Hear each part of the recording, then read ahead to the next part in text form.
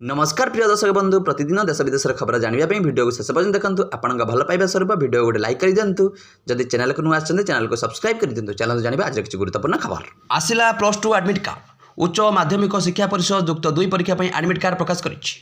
Admit card शुक्रवार ठू Sam's ई space website उपलब्ध होइछि। समस्त स्ट्रीम्र छात्र को एडमिट कार्ड प्रदान करने को निर्देश दिया एडमिट कार्ड प्रदान समय ना पितामाता नाम परीक्षा विषय को भल भाव जांच कर परीक्षार्थी प्रदान करने को तेज आसंता 22 तारिख 31 तारिख जाए इंटरनाल परीक्षा अनुष्ठित हो। जनवरी 2 ରୁ 15 प्राक्टिकल परीक्षा हो। फेब्रुआरी 18 ରୁ 25 मार्च जाए थ्योरी परीक्षा हो। चलित वर्ष परीक्षा देवाई मोट 4,737,000 जन छात्र छात्री फॉर्म पूरण कर। परवर्ती खबर गुरु और शिशु दिवस पालिबेनी पिला आसंता वर्ष विद्यालय गुरु दिवस और शिशु दिवस पालन हो ना से दिन पिला माने विद्यालय को आसबे अन्य दिन परि पाठपढ़ा हो। विद्यालय कौन स्वतंत्र कार्यक्रम कर माध्यमिक और प्राथमिक शिक्षा निर्देशक कार्यालय तरफ 2026 वार्षिक छुट्टी तालिका यह स्पष्ट होइछि। 2026 वर्ष में मोट 82 छुट्टी दिवस और 6टी पालनीय दिवस रही से गुरु और शिशु दिवस को बाद दि जाए।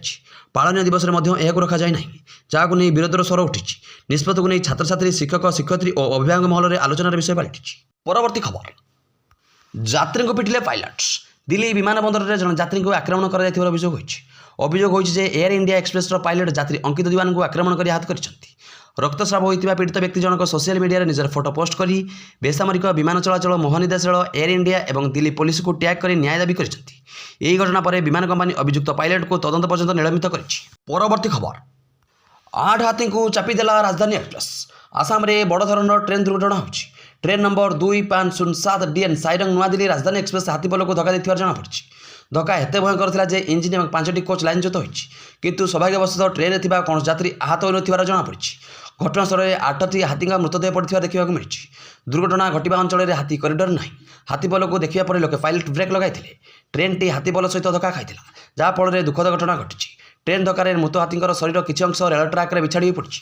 परवर्ती खबर ओडिशा रे लागू है नुआ नियम प्रदूषण प्रमाणपत्र देखले मिल तेल। दिल्ली पर एवं ओडिशा रे लागू है नुआ नियम प्रदूषण रोकने को सरकार ने बड़ निष्पत्ति। ग्राहक मैंने जाणी रखु यह खबर एणिकी वैध प्रदूषण प्रमाणपत्र नथिले मिलबनी पेट्रोल पंप रे तेल। वायु गुणवत्तार स्थिति को दृष्टि रखी परिवहन क्षेत्र में परिवेश को सुरक्षा को प्राधान्य दि जाउछि। मोटर यान नियम उल्लंघन कर प्रदूषण सृष्टि करुवा यान पर अंकुश लगाइबाक वाणिज्य और परिवहन विभाग पदक्षेप ग्रहण करिछि। विभागीय मंत्री विभूतिभूषण जेना निर्देश यह प्रमुख शासन सचिव उषा पाढ़ी प्रत्यक्ष तत्वावधान में यह दिगरे उद्यम आरंभ होइछि।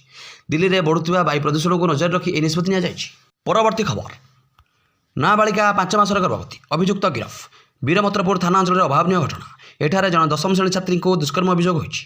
नाबालिका 5 मासर गर्भवती होगा घटना संपृक्त अभियुक्त को वीरमत्र पुलिस गुरुवार गिरफ कर शुक्रवार सुंदरगढ़ फोक्सो कोर्ट को चालान करिछि। परवर्ती खबर एही मानक अकाउंट को सरकार पठाइबे 54,000 टंका। प्रधानमंत्री आवास योजना 2.0 अधीन 1 कोटी नूतन घर पर ऑनलाइन आवेदन आरंभ हो जाए। प्रधानमंत्री आवास योजना ग्रामीण PMAYG अधीन लाभार्थी मैंने खाता को आसवा टंका तारीख संबंध में आनुष्ठानिक भाव घोषणा कर। जदि आपण PMAYG योजना अधीन फर्म आवेदन करछन तेबे एही खबर आपण बेस गुरुत्वपूर्ण। मिलिथिबा सूचना मुताबक आसंता डिसेंबर 23 तारिख में विभिन्न लाभार्थी को प्रथम किस्ती बाबद को प्राय 100 कोटी टंका मिलवाक जाउछि, जेउथिरे प्रत्येक को प्राय 54,054 टंका मिलिबो।